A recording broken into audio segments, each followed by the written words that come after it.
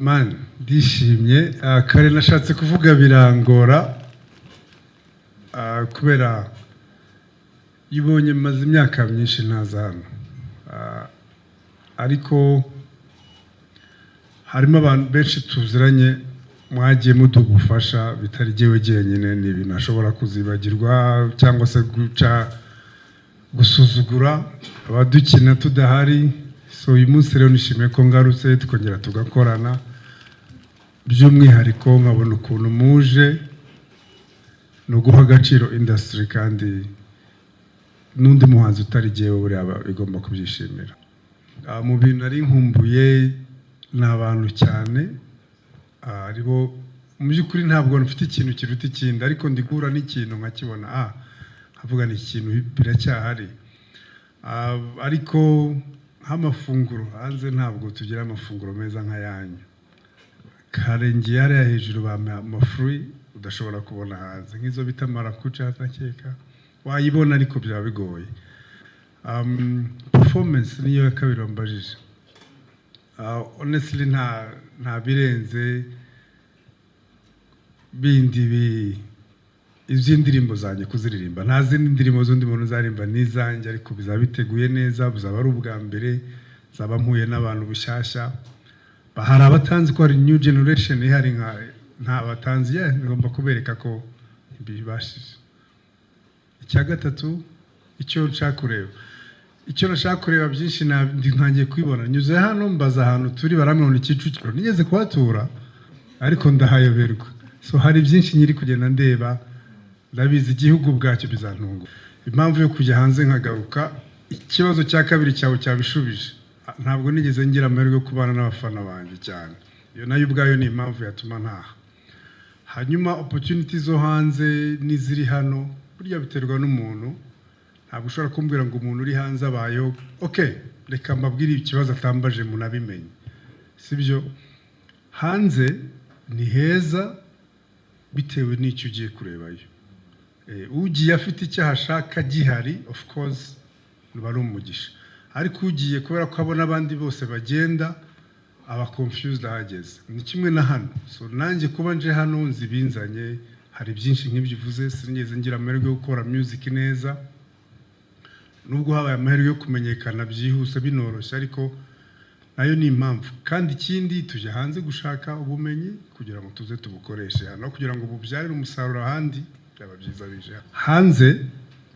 Ikintu cya mbere nabonye nuko umuntu ufite impano nubwo yaba afite one song we yibona nk'umu professional abikora nk'umwuga nk'akazi nubwo yazaba ari indirimbo ebyiri ukuntu yipakaging ukuntu avugisha abantu. Twebwe hari benshi bakora music kubera passion nka hobby nubwo dushyiramo amafaranga bo difference nabonye mfite mu experience yo hanze nuko umuntu ufite impano iyo ariyo ntoya na kamera yawe ni ufite kamera zajya mfotora amafoto nyakoresha ibi n'ibi ibowe abikora nk'umwuga twebwe kenshi turabikinisha.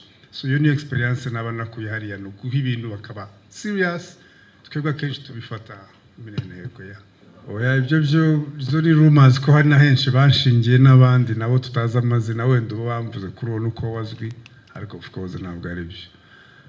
Icya mbere cyari kihe sorry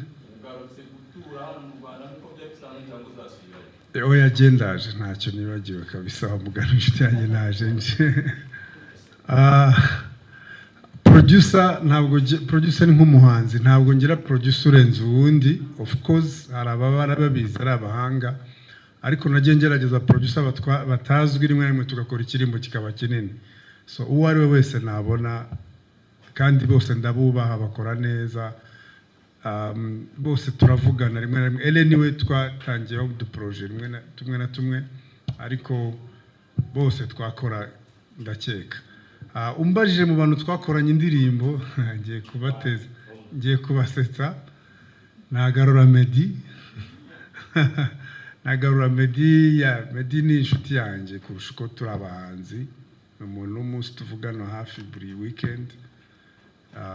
Nzi ko bitakoroha ariko agarutse twakora igitaramo cyiza.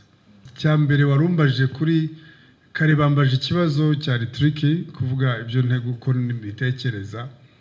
Of course, the excited iriya sale njya nyireba, nabonye ba Davido bayivugaho, nabonye abahanzi bo hanze, nta bwoba mfite, ahubwo ngiye mfite amashusho yo guhura n'abantu kumenya uko hameze, ariko nzi neza ko tuzategura ibintu bisa neza.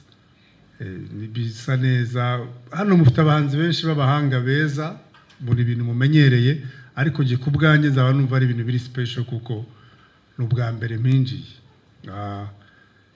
Nubwo niko bimeze, niko nta ndirimbo nzaririmbamo nshyashya, nkeneye indirimbo ndirimbana n'abandi bantu. Igitaramo cyanjye warumbajije ndabitegura n'ubundi twateganya gukorana na Brice, ariko nzategereza abantu babanze bumve album. Campaign ya mbere nakoze yari na nziza, nagizemo experience irenze. Ntekereza ko ariyo mpamvu hajemo n'imirimo yindi ikurikira, yari ya 2010. Bwari bwo bwa mbere, impamvu ariyo mvuze, bwari bwo bwa mbere mbona imbaga y'abantu benshi imbere yacu bishimye bari hamwe. Iki kintu byadusigiye kubona ko twajyaga aho bakoraga shows menshi mu ntara, twajyaga kure cyane za Rutsiro, ugasanga abantu b'abaturage bari kuri indirimbo zacu. Icyo byari hari yanjye yari ifite Gakecuru maybe, byanyeretse ko ibintu dukora bigera kure, na radio zari zitaraba nyinshi na internet. So experience nabonye nuko abantu, nibwo namenye ko abantu bakunda umuziki nyarwanda. Okay, ndagushima ko ushimye ibyo umuntu yakoze, ariko turacyakora ibindi byiza kurushaho. Ikibazo kuri Medal twabaye inshuti tukinjira mu muziki, gifite indirimbo yitwa Namayobera. Indirimbo ya mbere ni iyihe Bruce niwe? Angira ubuntu yaje nyuma, twayimenye nyuma ariko niyo yasohotse mbere. Namayobera I think. So icyo gihe duhurira Butare, duhita tuba inshuti, tugenda mu bintu byinshi ntarondogora. Twajyanye kuririmba na South Africa mu World Cup, icyo gihe badutoyemo, turagenda, bituma turushaho kumenyana. Medina twarabanye cyane, niwe ndi muri UK ama vacation menshi nabaga ndiwe, yaje UK. Medi rero impamvu unyuzemo aho hose, Medi ubusanzwe ari umuntu usanzwe asenga, yari atarerura ngo avuge ngo ndakijijwe cyangwa se hari ibyo ndetse burundu, ariko nkanjye wabanaga nawe mu by'ukuri Medi yari umurokore. Maybe kuba yafata wine muri fete jye numvaga bitacira urubanza rwo gutare ku muziki cyangwa yibare nk'umunyabyaha, ariko njye nta cyantunguye. Kandi ikindi ni byiza, ubu ngubu ni umugabo ufite famille. By the way, afite church, ntabwo nagomba kwibabwira, afite church online, mushatse mugane, turasenga buri wa gatandatu. Nubwo wenda bamwe n'umuvuga busa, urumva ko n'umuntu turi ntashobora gutungurwa uko ameze. Warumbaje kuri mzee perezida, mu by'ukuri ni byinshi navuga wenda bitari ngombwa muri interview, ariko nakuze mwumva, nakuze bitewe na famille yanjye. Radio bumvaga, iyo wumvishe radio hari comment umubyeyi yashyiraho, ntabwo ubuze ikintu ari kugushyiramo, ahubwo abagenda kumva wa muntu umubyeyi muri kumukumva, hari umuntu yemera, hari umuntu akunda ibyo akora, ariko utaramenya ibyo arimo mu by'ukuri. Then wakura ugashyira mu gaciro, ukaza kureba bya bintu ugasanga ari mukuri, ko hari ibintu bimwe na bimwe nk'abankundisha ndi umwana nakura ngasanga mbaye confused.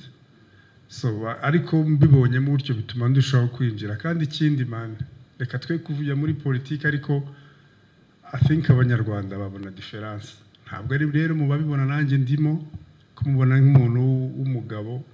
Reba u Rwanda ukuntu rumeze, naje muri Rwanda bwari ubwa mbere, hari indege zo muri Afurika hari ibintu byinshi twavuga mu by'ukuri kuri uyu muyobozi wacu yagiye adufashamo. Kuri mbere ya ndirimbo, niba uyumva naririmbye ari, ntabwo nashatse kwamamaza, navuze okay, reka mvugire bagenzi banjye dutekereza kimwe, tufatanye.